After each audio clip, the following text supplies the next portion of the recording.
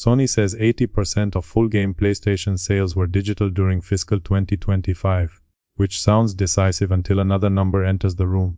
Around 70 million physical PlayStation games were sold during that same financial year, proving boxed buyers were smaller, but nowhere near extinct. Then PlayStation Network suffered a major outage on July 24th, disrupting accounts online play, social features, video, the store, and PlayStation Direct. Together, those facts exposed the real conflict behind Sony's plan to end new disc production in January 2028. Beneath the plastic argument sits a larger contest between protecting creative works and protecting a corporation's margins, distribution system, and long-term platform strategy for the coming console generation. Today we will compare both sides, separate evidence from marketing, and decide whether Sony is preserving the business that funds games or weakening how those games survive. First, Sony's policy applies to new PlayStation releases beginning in January 2028. Specifically, games already released or scheduled for disc production before that cutoff are not affected. Future releases, however, will reach customers through the PlayStation Store or digital products sold by retailers. Choice once meant buying a disc or downloading the same game. Afterward, choice will mostly mean selecting where to purchase access to a digital license. Before we continue, hit like if you want gaming news separated from corporate marketing, and subscribe for fact-checked breakdowns without 10 minutes of decorative outrage. Now let us test whether Sony is saving the system that finances creativity or using efficiency as a polite name for tighter control. According to Reuters, digital downloads represented about 80% of Sony's full game software sales during fiscal 2025. Customers also gain instant purchases, preloading, remote installation, easier game switching, and no damaged or missing discs.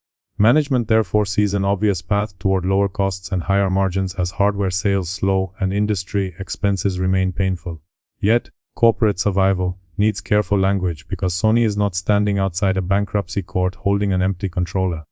Survival here means defending profitability, funding future projects, reducing waste, and keeping PlayStation competitive during an expensive hardware cycle. Because modern games cost enormous amounts to produce and market, publishers naturally search for savings that do not require canceling another project. Reuters also reported in May that Sony expected gaming sales to decline while gaming profit increased, showing how strongly the company now values efficiency.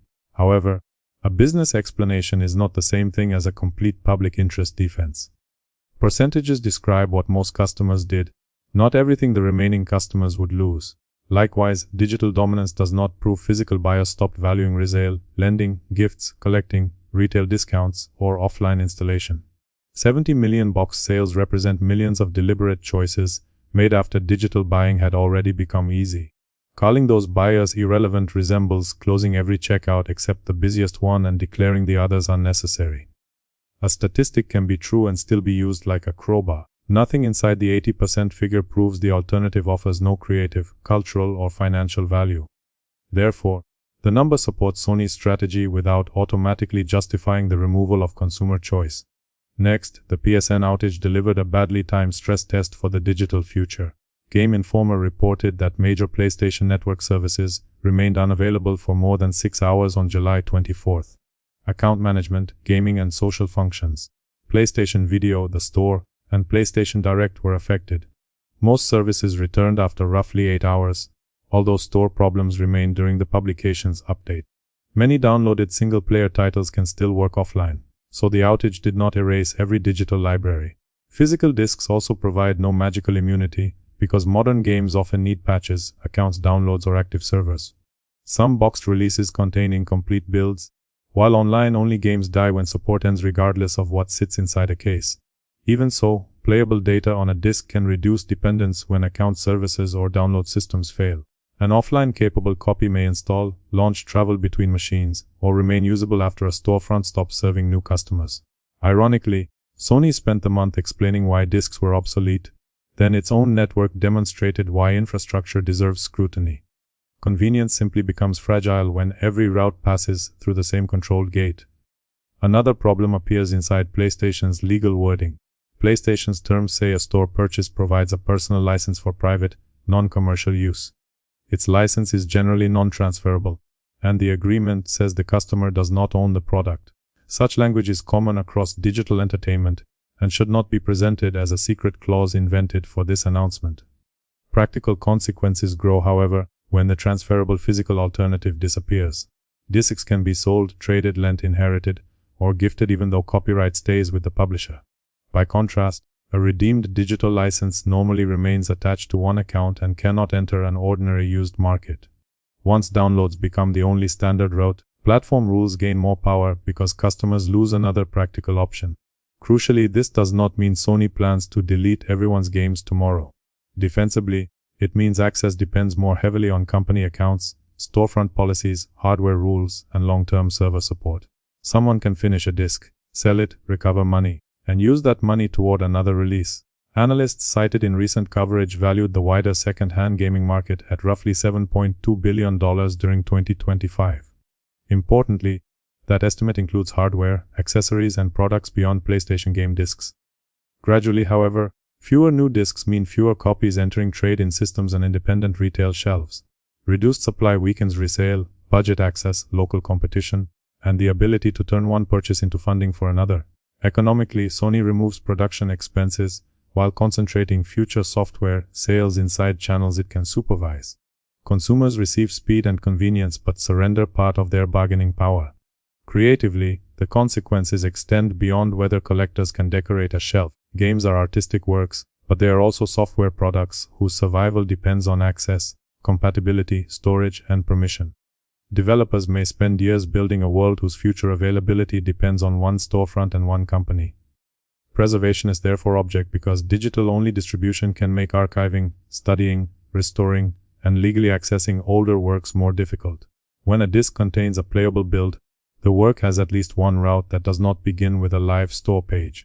Corporate efficiency may fund new creativity, but physical independence can help yesterday's creativity remain available. Reportedly, Sony understood that the announcement would create anger before employees began answering questions. Peirce, a former Santa Monica studio writer, said PlayStation staff received unusually strict social media guidance around the controversy. Since Sony has not officially confirmed her account, the claim must remain reported rather than established policy. Still, the report suggests management expected resistance and wanted tighter message control. Perhaps the guidance was normal crisis management designed to stop employees from creating contradictory headlines. Alternatively, it may show that Sony knew its clean consumer preference story would not answer concerns about ownership and preservation. Elsewhere, Ubisoft chief executive Yves Guillemot offered the calm publisher-side response. During an earnings call, he said the move had pluses and minuses, but probably would not disturb the industry too much. Guillemot pointed towards successful digital distribution on personal computers and the possibility of cheaper consoles without disk drives. Fairly, online stores have helped smaller creators reach global audiences without manufacturing thousands of boxes. Lower hardware costs could also attract more players, assuming companies pass meaningful savings to buyers. Personal computers, however, usually offer several major storefronts, competing discounts, and more freedom to purchase software from different sellers. Console customers operate inside a narrower ecosystem controlled by the hardware owner. Consequently, losing physical retail matters differently because fewer independent sales routes remain. Major publishers have obvious reasons not to fear a shrinking resale market, since used copies produce no second payment for them. Asking a major publisher whether fewer used games threaten the industry resembles asking a casino whether the house advantage feels dangerous. Rockstar's Grand Theft Auto 6 release shows how the transition may look before Sony's cutoff. Official support says the physical version contains a download code and no disc. Technically, retailers still receive a product, customers still hold a box, and gift wrapping remains operational. Functionally, the useful part becomes account-bound digital access after redemption. Lending the case achieves nothing once the code has been consumed. Resale largely disappears, while preservation gains no playable data from the package itself. Labeling that edition physical stretches the term until the box becomes marketing scenery.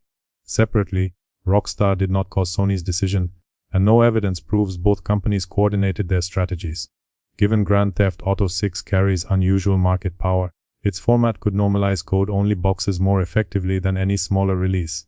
Boxed gaming was also weakened long before Sony announced the end date. Years of mandatory updates, partial installs, online accounts, server checks, and single-use codes reduced what many discs could provide. Publishers can now point toward those limitations and argue that customers already live inside a digital market. Companies also helped create the weakness they now cite as evidence. Initially, they drilled holes in the boat, then blamed the boat for taking on water. Despite their flaws, DISIX can still support lending, resale discounts, some offline access, and preservation. Rather than asking whether physical media is perfect, the useful question is whether eliminating it improves the player's position. From Sony's perspective, ending DISIX lowers costs, follows dominant buying habits, improves margins, and strengthens control over distribution. For developers, stronger platform finances may support marketing, infrastructure, experimental projects, and future hardware. Meanwhile, customers lose a format that preserves practical and financial choices. Shops lose future inventory, collectors lose complete box releases. Families lose easy lending. Budget buyers lose used supply. Archivists lose another path for keeping creative work available beyond active storefronts. Accordingly, this debate is not merely progress versus nostalgia. Downloads are useful when they expand choice. Exclusivity becomes concerning when digital delivery replaces every normal alternative inside a closed console market. Strategically, Sony is reacting to real consumer behavior while also using that behavior to consolidate control.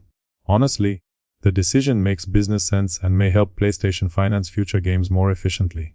Conversely, it weakens ownership, resale preservation, retail competition, and long-term access without providing equal replacements. Truthfully, Sony is not lying when it says players move toward digital purchases. Effectively, the company is treating majority preference as permission to erase minority choice. Artistic creativity may benefit from healthier corporate margins, but creative work also needs durable access after quarterly priorities change. Ultimately, Sony is protecting the machine that funds tomorrow's games while weakening tools that help today's games survive outside that machine. Conclusively, the business case is real, the creative cost is real, and Sony has chosen corporate control over a balanced future.